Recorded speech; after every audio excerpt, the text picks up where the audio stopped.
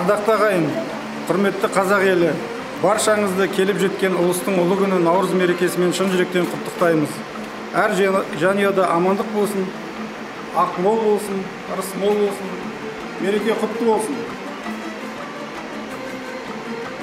Арма ағайын, жер жүзі халықтарының бәрінің де түрлі мейрамдар бар. Шығыс халықтарының сондай ерекше мейрамдарының бірі Наурыз.